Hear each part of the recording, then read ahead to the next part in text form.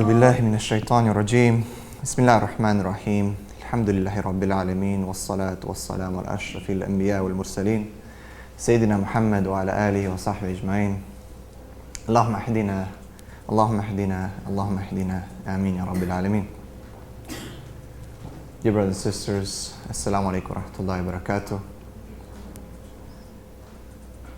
Allah subhanahu wa ta'ala says in the Quran, أعوذ بالله من الشيطان الرجيم يوم لا ينفع مال ولا بنون إلا من أتى الله بقلب سليم. The day when nothing will benefit, nothing, not your money, not your family, your sons, except the one who brings to Allah a purified heart, a peaceful heart.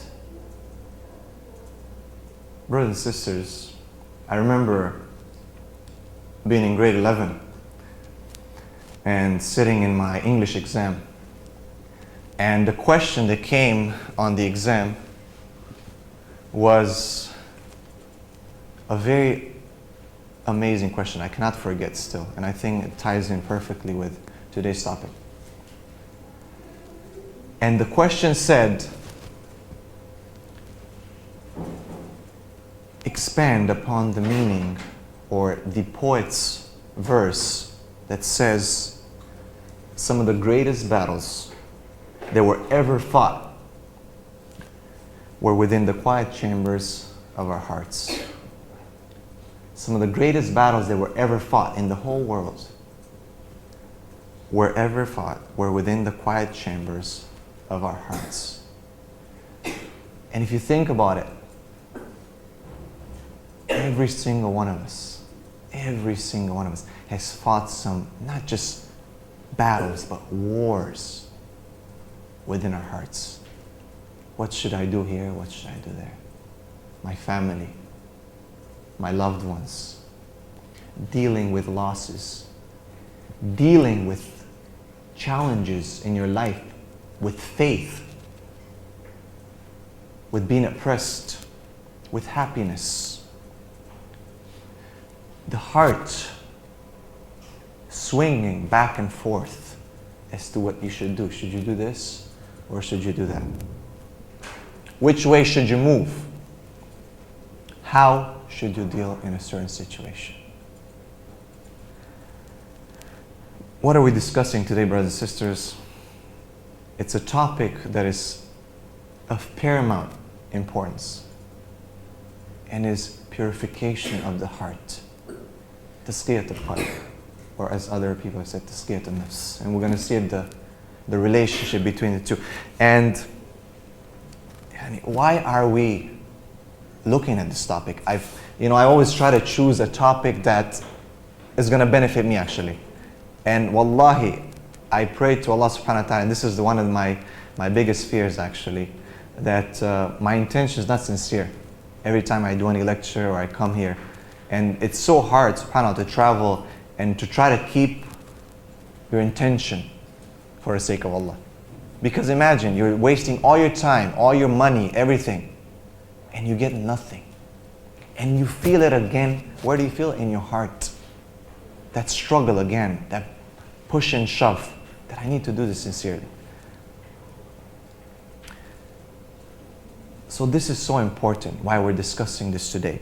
And I chose this topic, and as I was preparing it, and I'll try, and I don't promise, I'll try to speak as little as I can. I try to put as many ayats from the Quran that dealt with the heart. And basically this is what I did. I went to the Quran, and I wish I would have had more time to go in some books, and I'll give you some books. I'll recommend some books at the end to read on this topic. And I wish I would have had more time. And what I did basically, I went to the Quran and I checked the verses that deal with the heart. The ayat of the Quran that deal with the heart. And what do they say about the heart? Imagine, as we read above, that on the day of judgment, you meet your Lord with a bad heart. You've prayed your whole life, and you might have done what you're supposed to do, but your heart was not there. Your heart was not there.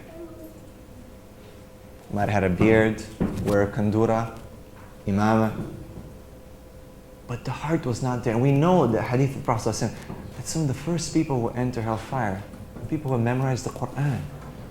People have struggled in His way. But their heart was not there. The intention was not there for the right purpose. And they met Allah with a spoiled heart. Now imagine you go in front of your Lord and your heart is not qalbun salim. It's not a pure heart. No love, no mercy, nothing good. Everything was just robotic. Allah Akbar, pray this, do that.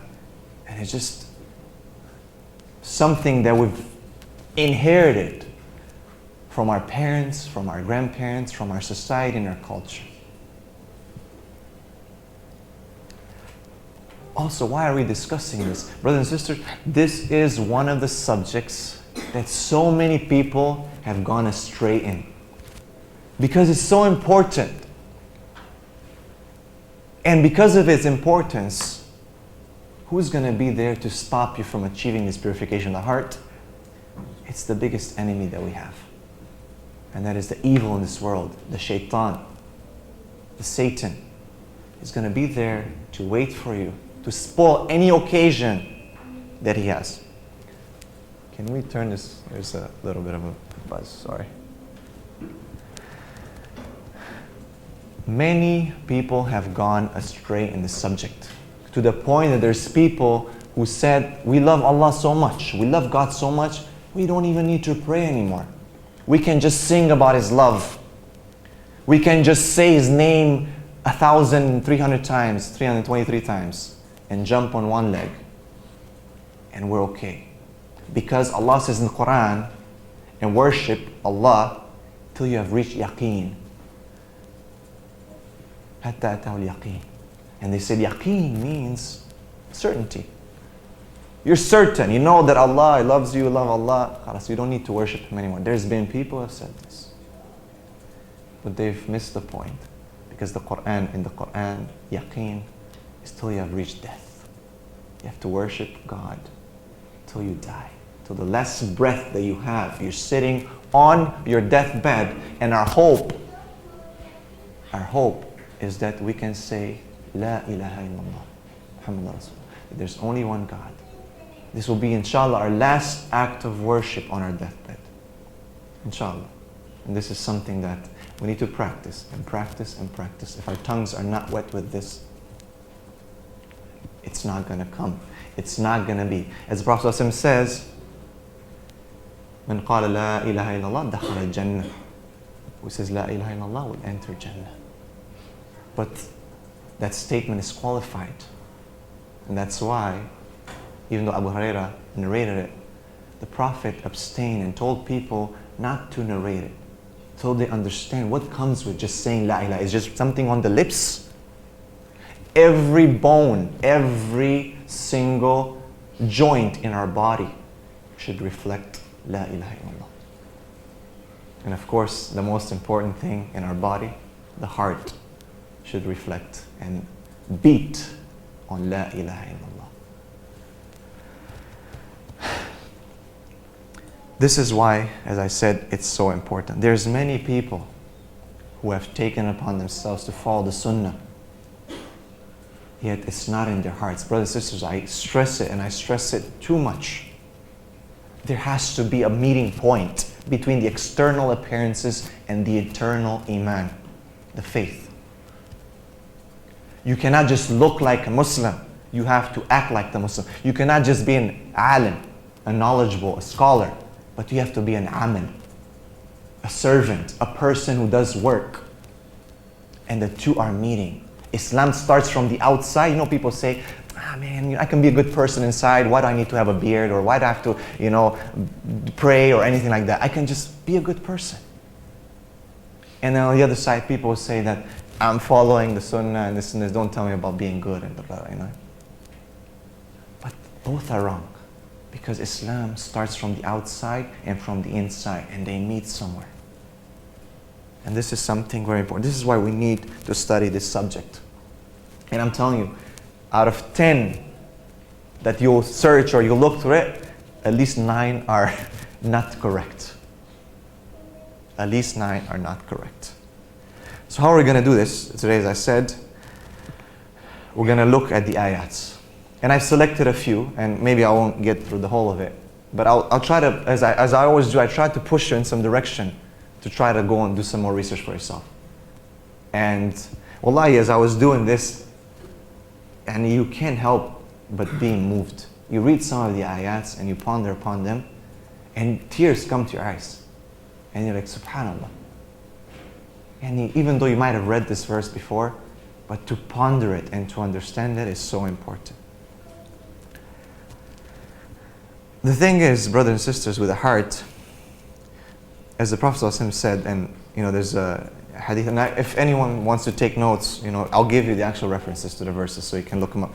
But in Sahih Bukhari, in volume 1, book 2, hadith 41, the Prophet ﷺ said that both legal and illegal things are evident, and it's clear, but in between them there's doubtful.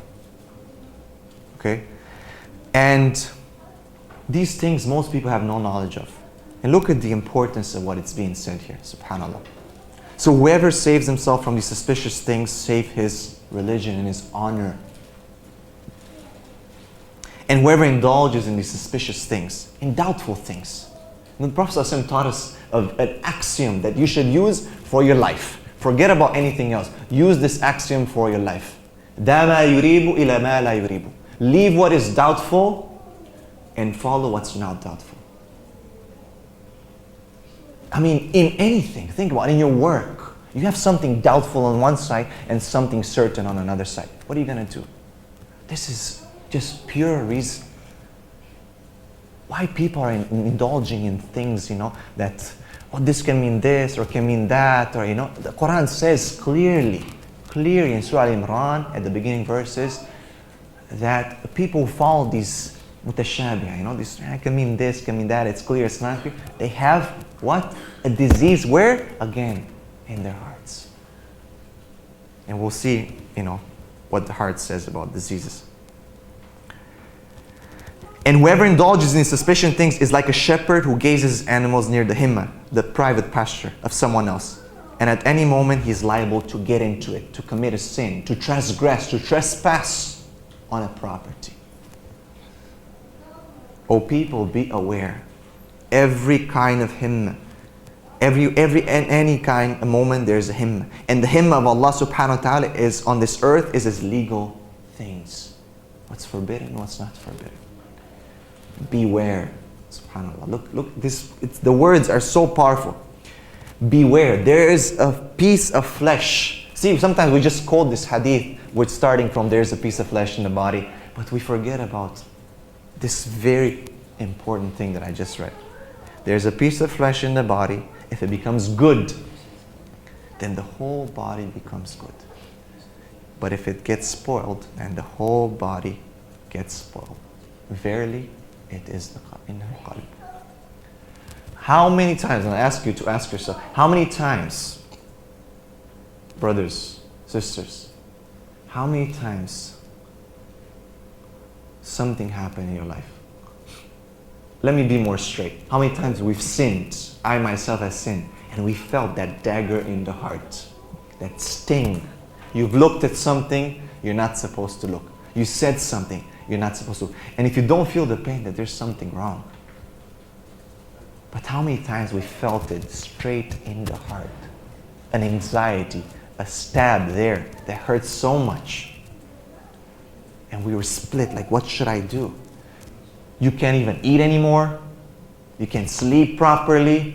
You're distressed, right? Doctors say you need, medicine, you need to regulate your blood pressure. You have high blood pressure. Why do you have high blood pressure? From stress. Why are you stressed? Why are you stressed? Oh, what's going on around me? That's the whole point. What's around you? Your interactions with people. Did you ever check if these are sins? if these are not supposed to be done, and the heart is paining, and the body's paining, every single piece in your body, your flesh, everything is paining, and you feel depressed. You know, people suffer depression. It's the worst thing. They say, kill me right now. I want to die. I just don't want to be depressed anymore.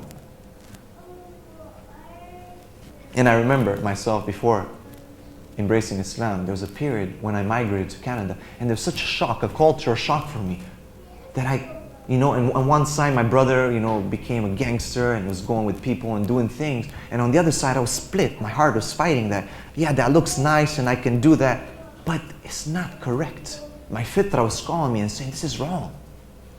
And I was fighting in between the two. And at one point I became depressed to the point that everything went down. All the successful things that I was doing became in the gutter. And wallahi, I used to go to school, see the door of school, the entrance, and then turn back home. And I missed so many days of school. And people were wondering, what's wrong with this guy? Top A student, all of a sudden becomes a C student. His exams, he's missing exams, missing dates, everything. You go to a doctor, take this medicine. I don't want medicine, man. I know that this is not going to help. Medicine only masks things. Rarely it is the heart, brothers and sisters. Yani, we live in a world today that, how can I say, it's not a good environment for the heart. The heart, brothers and sisters, is so sensitive, and we're going to see. And it's one of the most, actually the most complex organ, the most complex part of our body. And of course, the gateway to the heart is our sensory organs, the eyes, the ears, the things that we see, we hear, that we touch, that we like. We look around today, subhanAllah, and where do we live? You look at something and really, if you're a mu'min, if you believe, your heart pains if you see it. Your heart pains in the condition of the ummah. Your heart pains and hurts at what's happening around us.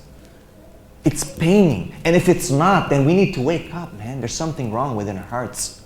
If it's not paining, we don't see all the killing, all the injustice, all the dhulm that's happening in the world. People are starving to death.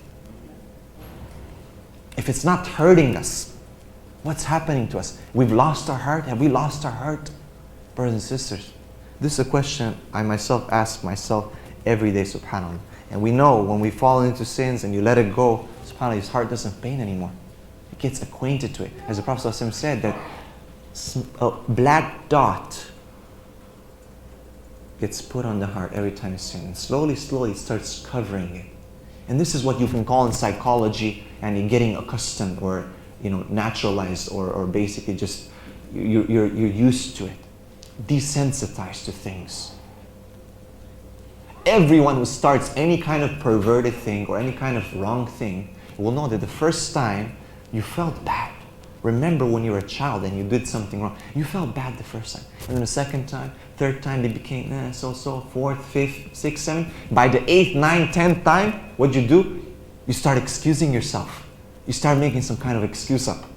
And maybe it's not wrong, because you couldn't deal with the pain anymore. You couldn't deal, oh, I'm drinking, or I'm departing, or I'm doing drugs. Maybe it's, it's haram. Oh, it's haram, I feel bad. Astaghfirullah, astaghfirullah, astaghfirullah. 3, 4, 5, 6, 7, 8, 9, 10 times. It's like, what if it's not haram? What if Islam is wrong? And why should I feel bad about my sins? What if it's not even a sin? Look at everyone else. I mean, they're not feeling bad. This type of mentality, go with the cattle. My friends or my Christian neighbor is a good person. Or this neighbor or whatever, this atheist or that Jewish or that Hindu, he's a good person, but he doesn't seem to mind. Okay, closer to the mic.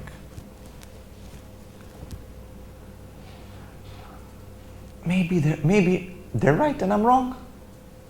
So you excuse yourself. You give yourself some kind of justification for what you do. And wallahi, brothers and sisters, even if you're not Muslim, just your fitrah, will dictate to you. Remember that first time when you stole something. Come on, we've all stole something. I remember as a child, I used to go to the market and steal things, oranges, chocolates and stuff like that. And the first time, how can you do that? And the guy's like, don't worry, come with us, we'll show you. We'll teach you, and like today's time, there's people, and you go to Romania, they'll bump into you, excuse me, and they've taken your wallet and everything, and even return it. They'll put your card in back, and take the money, cash, and put it back in your pocket, you don't even notice. And these guys, they took us to the market, taught us a few tricks, and the first time I was so nervous. And this was before Islam, so please don't. And I was so nervous. But then when I tasted that Kinder chocolate that I've never had in my life, you're like, oh man, it's so good. And then you start saying, well, people are so bad, how come we don't have money? Maybe it's not bad. Robin Hood, stole from the rich and gave to the poor. So we're doing the same thing, we're pretty much stealing from the rich and giving to the poor, to ourselves. And the second time, the third time, and fourth time, it's just like, it's not that bad anymore. But really, that's how it is. Yani, what kind of state have we reached today, brothers and sisters? This is one question. I read today an article that has, I don't even know if I can define that. Did it blew my mind, or is it right or wrong? I mean, is it correct? And I've looked and it's a real article. And I really want to believe that it's not real.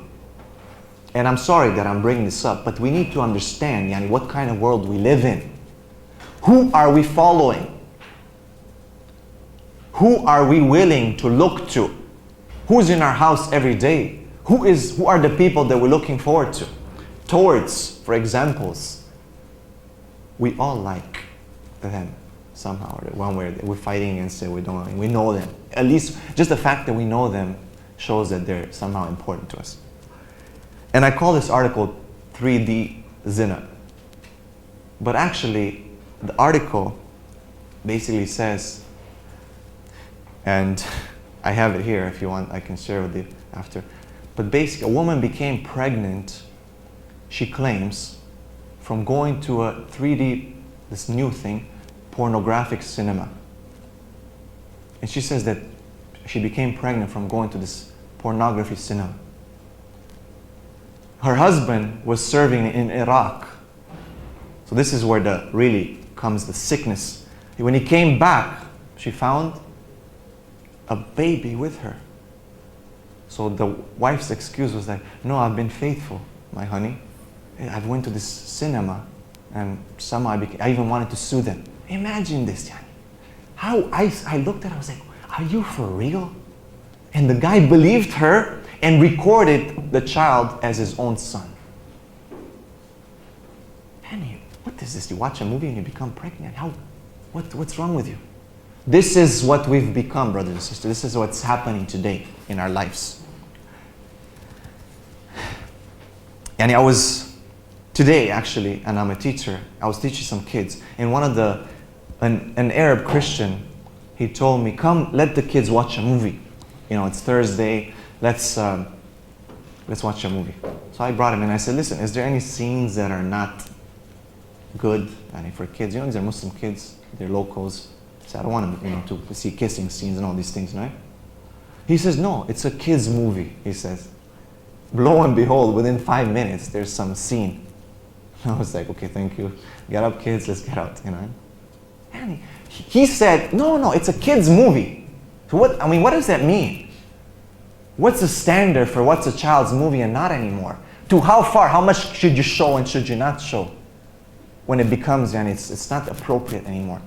This is not only from a Muslim standpoint of view. Psychologists, non-Muslims, everyone discusses this thing. You see now sites and organizations that rate, TV and movies and programs. Should you show this to your child or not? What effect will it have on your child's brain? A grade 1 child. What effect will it have on their hearts? This is the world we live. His justification was that it's for children. It's a child movie. I remember one missionary was making fun of the Quran. And this is where we're getting into the heart. Sorry to interrupt, what was the scene?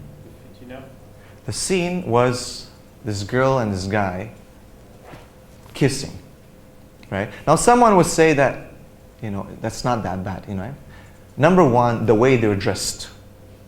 For a Muslim, it's not appropriate to look at a woman's body. And anyone, you can say that, oh, it's not.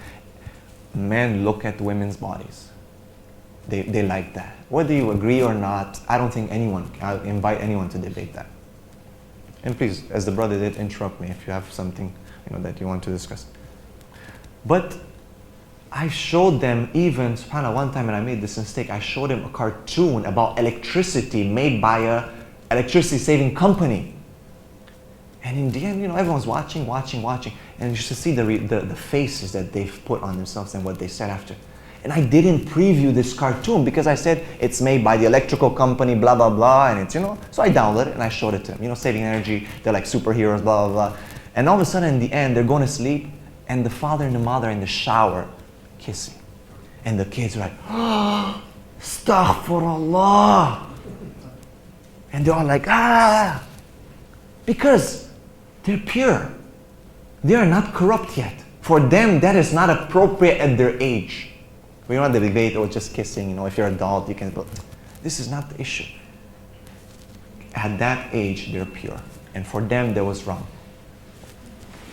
So I remember again, one of the missionaries was making fun of Prophet Muhammad ﷺ, and he said, your Prophet doesn't understand the concept of the heart. He says, in the Quran, it seems like the heart is the brain. Like the heart thinks. The heart is, Allah says that the heart, don't they have hearts that they think, that they, what's this? And I said, look how shallow you are. And of course, I'll give you one example. Allah subhanahu wa ta'ala says in Surah Al-Hajj, the Surah 22, verse 46, أَفَلَمْ يَسِيرُوا فِي الْأَرْضِ فَتَكُونَ لَهُمْ قُلُوبٌ يَعْقِلُونَ بِهَا يَعْقِلُونَ بِهَا. Do they not journey through the earth, letting their hearts gain wisdom, ponder, aql, yaqilun, that they think. And look what the verse, the heart is associated with what? أو أذان يسمعون بها, or ears, to hear. So you have the heart, and all of a sudden it moves to the sensory organs. يسمعون بها فإنها لا تعمى الأبصار ولكن تعمى القلوب التي في الصدور. Yet verily it is not the eyes that have become blind, brothers and sisters, but blind have become the hearts that are in their breasts. So look at this verse, is so deep. To the person who's shallow, say, what? You're putting the heart with the with the hearing and sight and this and this. It's not the eyes and the ears that grow blind, but it's the hearts that are in. And this is whether you want to take it literal, metaphorical, whatever. We'll see again. Many ayats in the Quran talk about aql, about لا يفقهون, لا يعقلون, fiqr, and so on and so forth. But the heart is something more subtle even than the brain. It is like tied to the organ, but there seems to be some kind of a spiritual aspect to the heart, tied to the soul. Something we can't even figure out. Because Allah subhanahu wa ta'ala, it seems that the heart is the one that drives the nafs, the soul. They're connected somehow. And the soul is something we don't know. Allah subhanahu wa ta'ala says again in the Quran, in Surah Al-Isra, chapter 17, verse 85. أعوذ بالله من الشيطان الرجيم. وَيَسْأَلُونَكَ عَنِ الرُّوحِ قُلِ الرُّوحُ مِنْ أَمْرِ رَبِّهِ وَمَا أُوتِيكُم مِّنْ عِلْمٍ إِلَّا قَلِيلًا. And they ask you about the soul. Say, the soul is by the order of Allah subhanahu wa ta'ala, by the will of Allah, by the knowledge of Allah, and you've been given of knowledge only a little bit. Brothers and sisters, psychology today doesn't understand what is the soul. No one. We've explored the moon. We've explored planets. We've seen with telescopes as far as galaxies. Yet we don't know. Look how close it is right here, the soul. We still, what is it? And that's when the Prophet ﷺ was asked about this by the Jews in Medina. He didn't say, well, the soul is this and that, and tried to make himself some kind of a philosopher. How many people have tried to explain it and they have failed? Because there's always someone who came and proved them wrong. So what did the Prophet ﷺ say? I don't know. This is by the will of Allah. This is from Allah. We don't know what the soul is. The same, the heart is tied to that. The heart is somehow tied to the soul. And the scholars, and this is where it gets very interesting, the scholars say that there are three kinds of hearts. And the heart that's filled with the taqwa of Allah subhanahu wa ta'ala, the piety, the fear, the love of God. Then there's the heart there's evil in it. There's been so many sins that's been done, and the heart is corrupted. And yet there's a third type, and this is the heart that is split, it's fighting between the two. Should it do evil? Should it do good? And Allahu A'lam, but I feel that myself and many believers are in that position where you're fighting with your nafs. You're fighting with what your heart is telling you to do. What should you do? Which should you go? You've sinned, but yet you make tawbah and you come back to Allah subhanahu wa ta'ala. And Allah loves those who make tawbah. Make tawbah, astaghfirullah al-azim. Every time. So we're fighting. Wallahi, again, back to my first quote that the poet says that some of the greatest battles that were ever fought were within the quiet chambers of our own hearts. We're fighting. And this is the most important. As long as we keep fighting, we should never lose hope, brothers. You can never lose hope in Ar-Rahman Ar-Rahim. Never. Never. So the heart is split. How can we fill this heart again with how can we purify this heart? Because this is a topic, purification. What can we do? Allah subhanahu wa ta'ala has chosen a certain group of people that are the mukhlisin. Those who are specifically purified by Allah, such as the prophets and the siddiqeen and the people who are truly righteous to God. And these are people, subhanAllah, that they are like that. Allah created them. Yet most of the people are the lame people like us. May Allah subhanahu wa ta'ala guide us. And we're split between the two. So what can we do to purify this heart? What can we do at least to feed it with some fuel to gain some strength and keep going in this fight? Because brother and sister, if you get knocked down and you stay down, you've lost. But if you keep getting back up, no matter how many times you get knocked down, if you get up and get up and get up, there's always hope. There's always hope. And we'll see, subhanAllah, what Allah subhanahu wa ta'ala, what the Prophet says.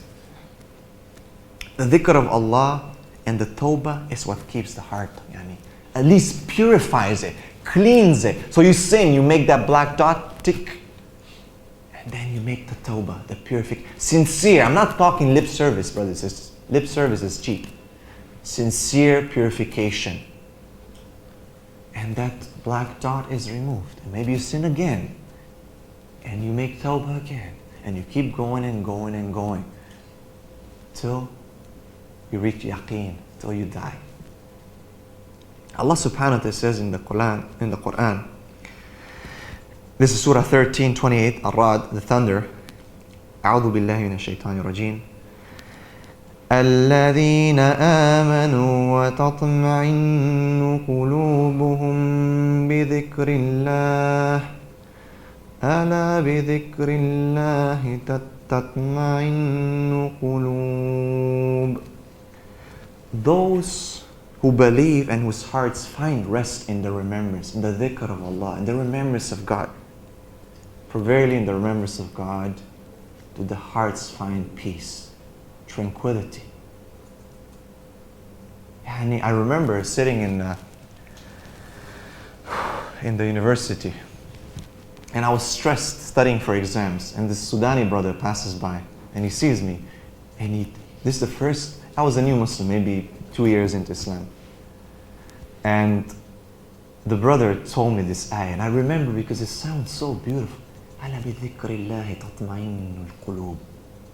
Wallahi, just أَلَا بِذِكْرِ اللَّهِ تَطْمَئِنُّ الْقُلُوبِ.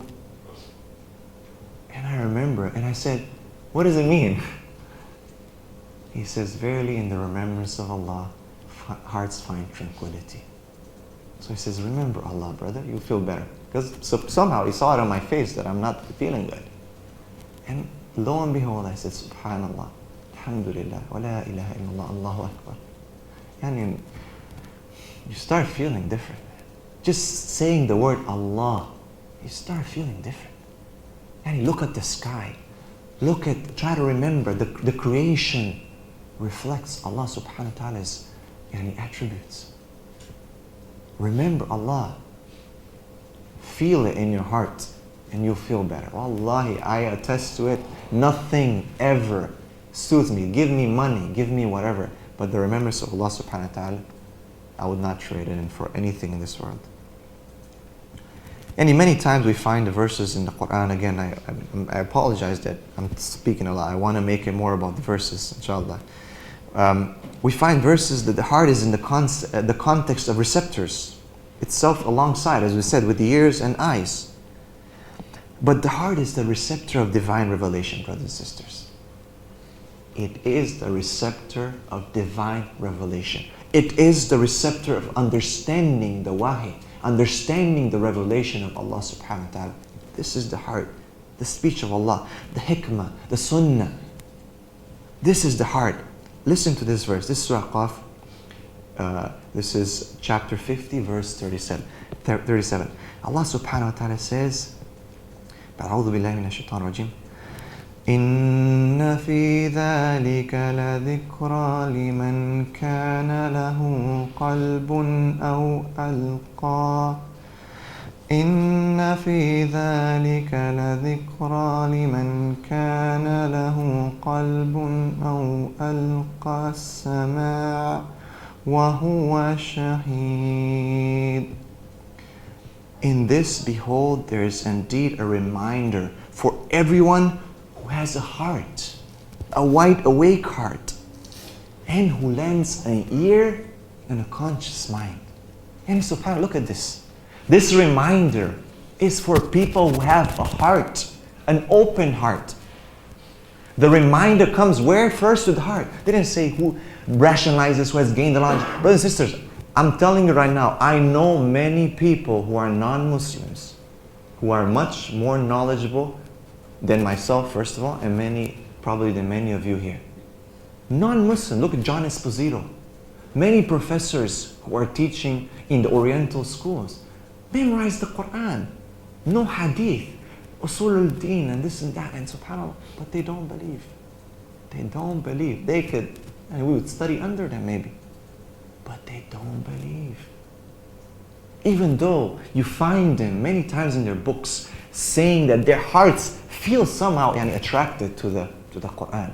And I remember, I think it was Arthur Jeffrey, he said that he was sitting in Egypt on the balcony listening to the recitation of the old sheikh, and he couldn't help but his heart was being drawn to it, like he wants to go to it. Many people have attested to this. Many people.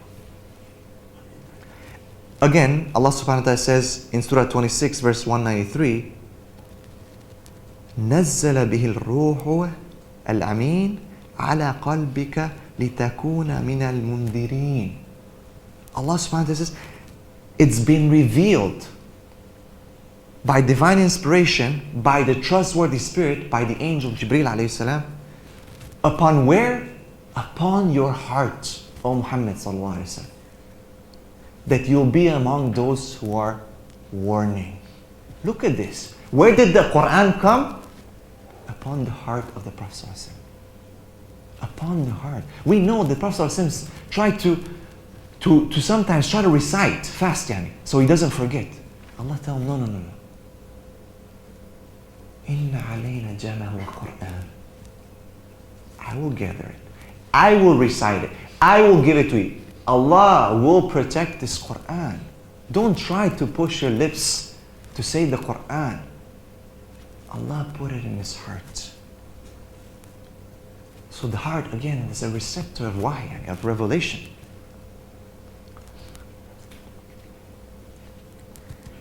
The healing of the heart, brothers and sisters, is with Allah subhanahu wa ta'ala. The purification of the heart is the path to Allah subhanahu wa ta'ala. يَوْمَ لَا يَنْفَعُ مَالٌ وَلَا بَنُونَ إِلَّا مَنْ أَتَى اللَّهَ بِقَلْبٍ سَلِيمٍ. Yani again that amazing verse. That day, nothing's going to avail you. Sons, wealth, nothing except a purified heart to Allah subhanahu wa ta'ala. How do we do this? Again, how do we achieve that? It's easily said, but very hard. Wallahi, I don't want to sit here and lecture you because I know myself that I don't have a pure heart. It's very hard for me and every day fighting with this.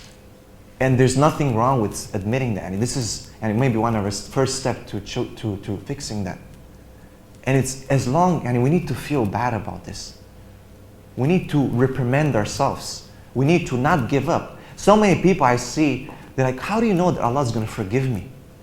How do you know? And I've done so many bad things. There's no way out for me. I say, what are you talking about, man? Read the Quran. Read the Quran and the ayats about Allah. How can you lose hope in Allah? How can you lose hope in Allah when He says, oh son of Adam, if you come to me with sins as high as the sky, associate no partners, I'll forgive you. And how can you lose hope in this Lord? How can you feel sad? Yes, you feel sad about your sin, but never be sad about Allah. Never. Never. We shouldn't be. This is the worst thing we can do. The healing is with Allah subhanahu wa ta'ala. In Surah Qaf, again, verse 33, Allah subhanahu wa ta'ala says, أعوذ بالله من الشيطان الرجيم من خشي الرحمن بالغيب وجاء بقلب منيب. Everyone who stood in awe of the most gracious and who has come to Allah with a heart full of contrition, full of, again, of awe. You come to Allah with a pure heart. You've feared Allah, what? Ghaib. Allah's where? You can't see Allah subhanahu wa ta'ala. But what is ihsan? To worship Allah like you see Him. But you don't see Him. But you know He sees you. Of course, this shouldn't contradict with the fact that we sin between our four walls. But again, don't let our hearts deviate from the path. Allah subhanahu wa ta'ala again says, beautiful, beautiful, again to the heart. Let's look at this ayah, brothers and sisters. Surah 10, verse 57, Surah Yunus. أعوذ بالله من الشيطان الرجيم. يا أيها الناس قد جاءتكم موعظة من ربكم وشفاء لما في صدور وهدى ورحمة للمؤمنين. O mankind, there has come unto you an admonition from your Lord. And what's in an admonition from your Lord, and a cure for all that is in the hearts of men. A cure, a shifa. A cure, brothers and sisters. What is this? What is this cure? And guidance. What is this guidance? What is this cure? What is this admonition? فَبِفَضْلِ اللَّهِ وَبِرَحْمَتِهِ فَبِذَلِكَ فَلْيَفْرَحُوا هُوَ خَيْرٌ مِمَّا يَجْمَعُونَ. In the fadl of Allah subhanahu wa ta'ala and the blessings of Allah and in His mercy. In this we should rejoice. It is more important that what we gather, brothers and sisters, than our sons, our daughters, our money, our jobs, everything. What is this? It's the Quran. In the Quran our hearts will find this, brothers and sisters. in the Quran. O mankind, Ya ayyuhan nas, not Ya ayyuhal muslimin, not Ya ayyuhal this, all mankind, everyone, not just the Muslims. This is the guidance. ذَلِكَ الْكِتَابُ لَا رَيْبَ فِيهِ. This is the guidance for you. You want your heart to feel good. You want to have purpose in life. You want to know where you're going. ذَلِكَ الْكِتَابُ. This is the book. There's no doubt. هُدًى لِلْمُتَّقِينَ. This is the guide for those who have taqwa, who are pious, who are righteous. Yani purification is a process where you need to give up what your heart desires. This is something, this is and you need to understand that purification is not like curing a disease necessarily. Like, I'm going to take medicine and it's gone. And then I'm not going to get it back. Your heart might become corrupt again. And you might need to go again and purify. And actually, it shouldn't be like that. We should be in purification all the time. Our nafs, the taqwa and obedience to, is between our heart and Allah subhanahu wa ta'ala. Wallahi, this verse, when I first read it, this verse in Surah Anfal, verse 24, it shook me and it stayed with me for so many days because it is such a reality. Allah subhanahu wa ta'ala says, أعوذ بالله من الشيطان الرجيم يا أيها الذين آمنوا استجيبوا لله وللرسول إذا دعاكم لما يحييكم واعلموا أن الله يحول بين المرء وقلبه وأنه إليه تحشرون. Look at this, subhanAllah. O you who believe, respond to the call of Allah and His Messenger when they call you to what gives you life. Life. SubhanAllah. Life. Not oxygen, not water, not food, because the heart without faith is dead. It's dead. What's the purpose of our life? What do we want? The heart without faith is dead.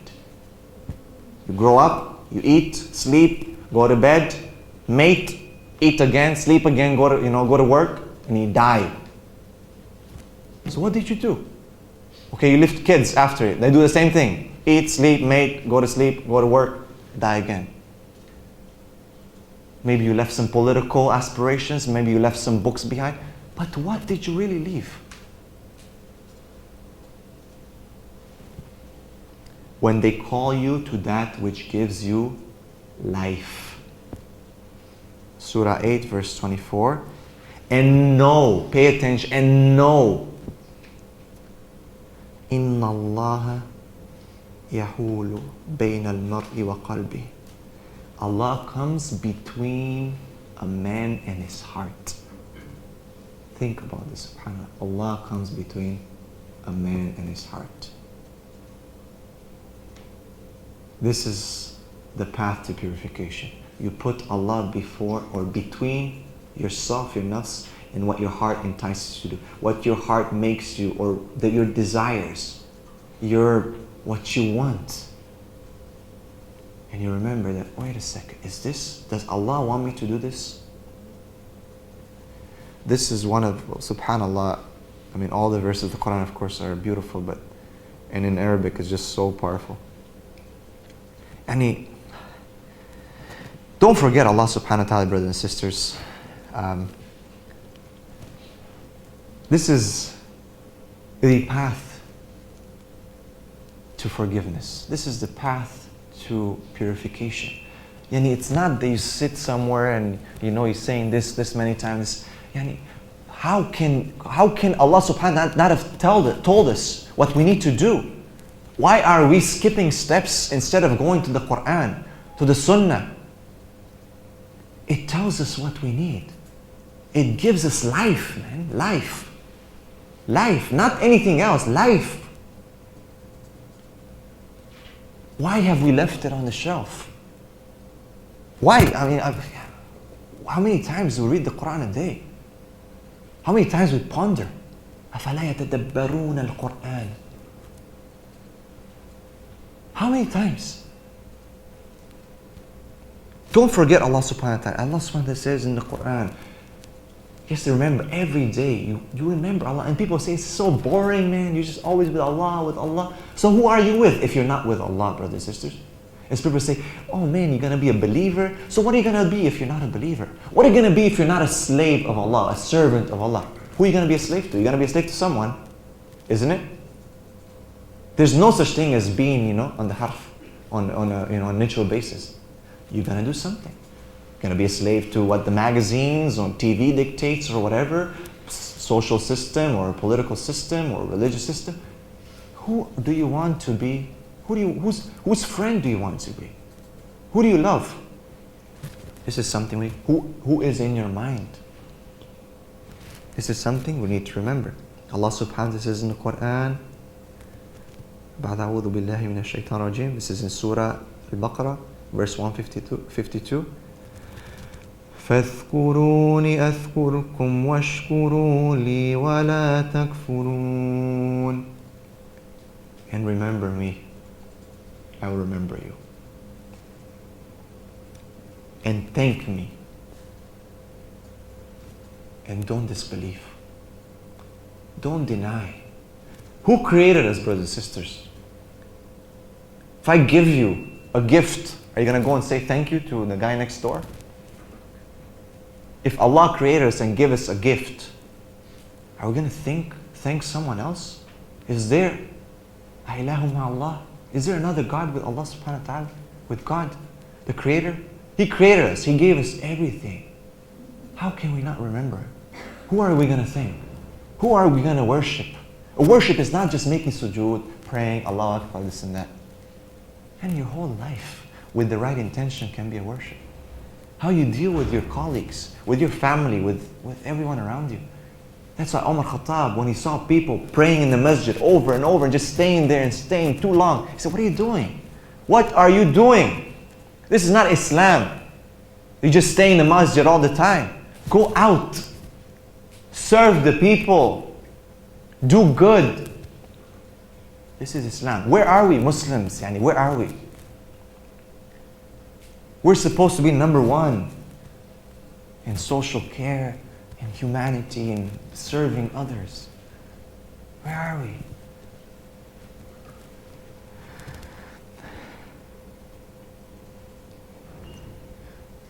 The scholars said that the remembrance of Allah to the heart is like water to the fish.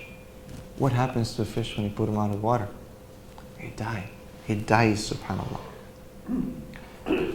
And we need to think about this very hard because, I'm not here to tell you that, hey, you should do this. Go here and do this to purify yourself. And there's, I'm trying to direct you again towards the Quran, towards the Sunnah, towards the scholars that will tell you proper, authentic knowledge as to how to, do this, how to undertake this. But we've seen that it's not something that is secret or only some people should know. It's something simple, actually. It's no secret. The remembrance of Allah, your obedience to Allah, the knowledge of Allah. Who is Allah? How can you love someone if you don't know them? How can you have piety and fear of something that you don't know? How can you purify your heart if you don't know for what you're purifying it for? The intention of praying, of fasting. Imagine if it comes with the proper knowledge and love of the one you're doing it for. And wouldn't the hearts change? Wouldn't the heart, if we prayed properly with proper khushu? How many times today we prayed Surah Al-Fatiha and we pondered and understood every single word in it, especially like Ar-Rahman Ar-Rahim. Did we feel the rahmah of Allah when we said those verses? I ask myself, sometimes I find myself at Wala-Dhalleen, and I'm like, did I recite the whole Fatiha even? Because it's so beautiful. You're asking Allah, اهدنا الصراط المستقيم. Do you really believe? Do you want Allah to guide us? Then ask with sincerity. Say that ayah. Look, is it so complicated? You need a Ph.D.? We don't need a Ph.D. اهدنا الصراط المستقيم. Show us, guide us to the straight path. Believe in that. Know that the angels are saying Ameen, Ameen that's a dua right there. Believe in that. Keep your mind busy with that. Don't forget Allah subhanahu wa ta'ala. In this hadith, subhanallah, it is so beautiful, brothers and sisters. Wallahi, sometimes we're so careful, about the imamah and the thobe and am I looking okay and I look this way and this, that, our appearances. But look at this hadith. This is narrated by Abu Hurairah radiallahu anhu. That the Prophet says, إِنَّ اللَّهَ لَا ينظر إلى أجسامكم ولا إلى صوركم ولكن ينظر إلى قلوبكم. Allah subhanahu wa ta'ala again, إِنَّ اللَّهَ لَا ينظر إلى أجسامكم, your bodies, your shapes. وَلَا إِلَى صُوَارِكُمْ, not at your pictures or your features. وَلَكِنَّ يَنْظُرُ إِلَى قُلُوبِكُمْ, but verily He looks at your hearts. Not at the way you look, not at the way you're pictured, but how is your heart? So many people, they say, oh, this guy is good looking, this girl's good looking, and this magazine, we should look like this, we should look like that. And people start feeling bad about how they look. People start feeling bad about how they look. But Allah doesn't look at that. Look how shallow we are as humans.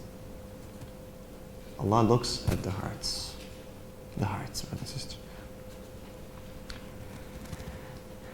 And now, just to leave you with something, and I don't want to elongate it too much, but I want you to, if you've taken these notes down, try to go back to the Quran and research for the ayats that talk about heart. Look at the context of what it brings him into, and ponder. Wallahi, just by researching this topic, I feel that it purified me.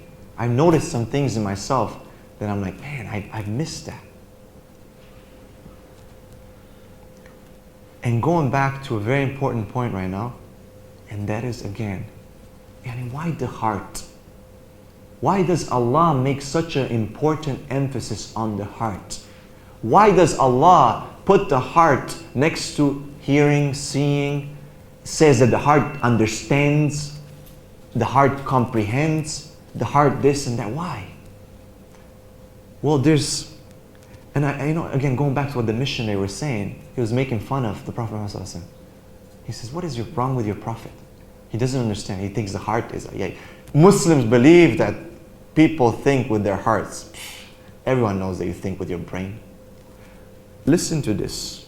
I want you to research it. Go and type in Google, the brain in the heart. And you'll get articles over articles, scientific articles. And this is after extensive research. This has been developed by Armour in 1994. He introduced the concept of functional heart-brain. Heart-brain, brothers and sisters. 1400 years ago, the Prophet ﷺ is talking about Allah is, revealing to him through the Quran that the heart's thinking, comprehending, don't they have hearts that they'll think? And people are laughing. Not to recent, people are laughing. You still find articles by missionaries trying to put down Islam, saying that, what do you guys, you guys don't know it. 1994, Armour introduced the concept of the heart brain. His work revealed that the heart has a complex intrinsic nervous system that is sufficiently sophisticated to qualify it as little brain on its own right. SubhanAllah. The heart's brain is an intricate network of several types of neurons, neurotransmitters, proteins, and support cells similar to those found in the brain proper. Its elaborate circuit enables it to act independently of the cranial brain, to learn, to remember, and even feel and sense. The heart's nervous system contains about 40,000 neurons called sensory neurites. And this is another research by the same person, Armour, in 1991.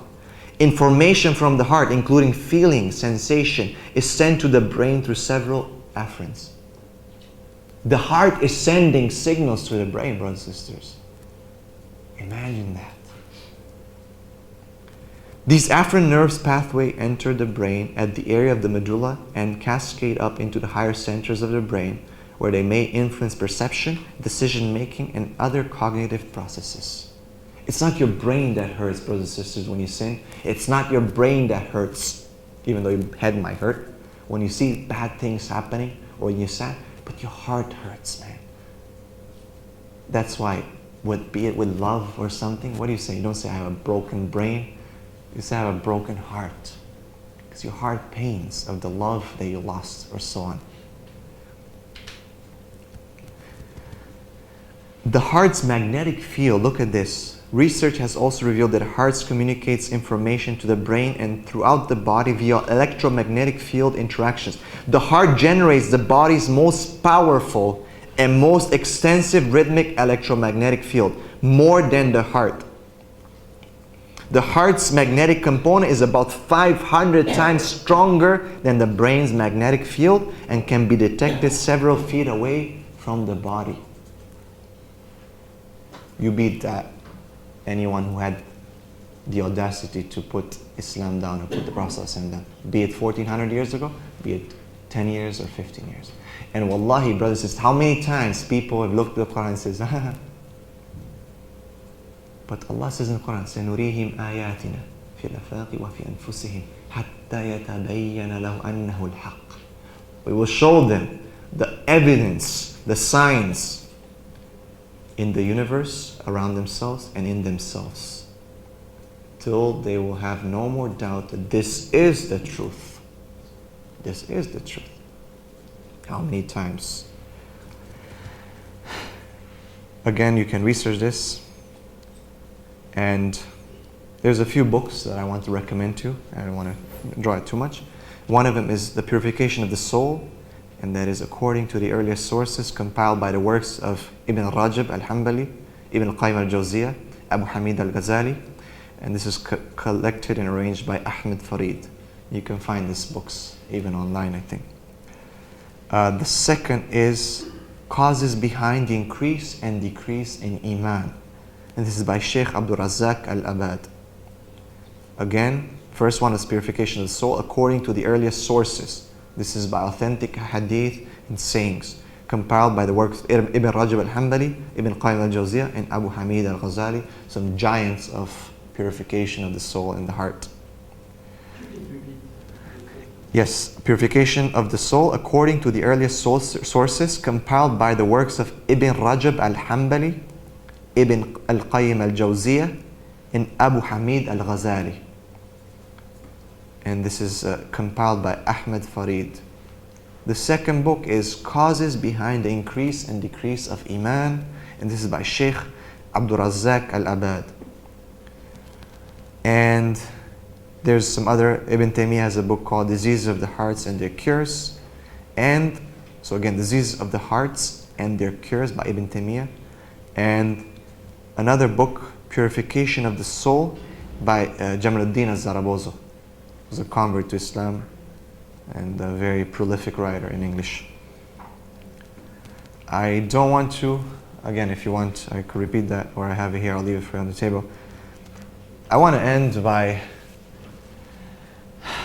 Allah subhanahu wa ta'ala is al-muqallib al-qulub. He flips the hearts of the believers. The hearts of the believers flip. And that's why the Prophet ﷺ himself used to make this dua over and over again. And wallahi, when I was in Canada, and you know, and you're being attacked and bombarded from every side, left and right and up and down. And one brother told me this hadith, this dua. He says, brother, Allah subhanahu wa ta'ala, the Prophet ﷺ used to make this dua all the time. How about us? And this is the Prophet, Ma'soon. he made the dua, Allahumma ya muqallib al-qulub, thabbat qulubana ala dinik. Oh God, you're the one who changes the hearts. Keep our hearts steady on your path, on your faith. So I leave you this dua. Allahumma ya muqallib al-qulub, thabbat qulubana ala dinik. Ameen ya Rabbil Alameen. Wa tub alayna innaka anta tawwab ar-rahim. Wa akhiru da'wana alhamdulillah Rabbil Alameen. Wa jazakallah khair. Inshallah, if there's any questions, forgive me for not making justice to this topic, subhanAllah. Again, that's why I try to always leave you with some kind of direction to go and do some more research. I think it's more beneficial for you to study than for me to lecture, because there's really no point. But again, inshallah, may Allah subhanahu wa ta'ala make us among those who purify themselves. And Allah loves those who purify themselves. Allah loves those who purify themselves. Ameen.